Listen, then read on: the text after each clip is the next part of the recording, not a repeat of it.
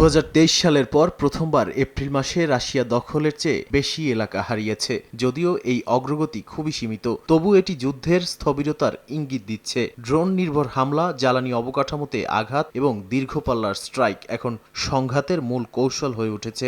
সব মিলিয়ে যুদ্ধ এখন শুধু ফ্রন্টলাইনে নয়, বরং গভীর ভূখণ্ডে ছড়িয়ে পড়া এক দীর্ঘস্থায়ী সংঘাতে পরিণত হয়েছে। আবাসিক ভবন ও দোকানসহ বেসামরিক অবকাঠামো সরাসরি লক্ষ্যবস্তু হয়েছে। একই দিনে দক্ষিণাঞ্চল খেরসনেও হামলায় নিহত হন বেশ কয়েকজন। ইউক্রেনের অভিযোগ, যুদ্ধক্ষেত্র থেকে দূরের এলাকাও এখন হামলার আওতায়, যদিও মস্কো বেসামরিক লক্ষ্যবস্তুতে হামলার অভিযোগ অস্বীকার করে আসছে। অন্যদিকে বিরল এক ঘটনায় ইউক্রেনীয় ড্রোন আঘাত হানে মস্কোর একটি অভিজাত আবাসিক ভবনে। শহরের মেয়র সের্গেই সোবিয়ানিন জানান, বড় ধরনের ক্ষয়ক্ষতি হলেও কোনো হতাহতের ঘটনা ঘটেনি। আরও দুটি ড্রোন ভূপাতিত করা হয়েছে বলে দাবি রুশ কর্তৃপক্ষের। তবে রাজধানীর এত কাছে আঘাত বড় নিরাপত্তা বার্তা দিচ্ছে। আকাশপথ এখন যুদ্ধের প্রধান ক্ষেত্র হয়ে উঠেছে।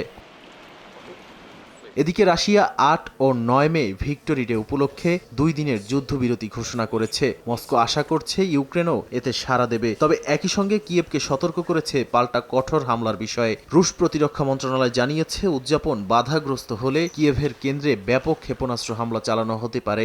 অন্যদিকে ইউক্রেনের প্রেসিডেন্ট ভলোদিমির জেলেনস্কি বলছেন, এই প্রস্তাব আনুষ্ঠানিকভাবে তাদের কাছে আসেনি এবং একদিনের যুদ্ধবিরতি গুরুত্বপূর্ণ নয়। নাদিম মারজান, সময় সংবাদ।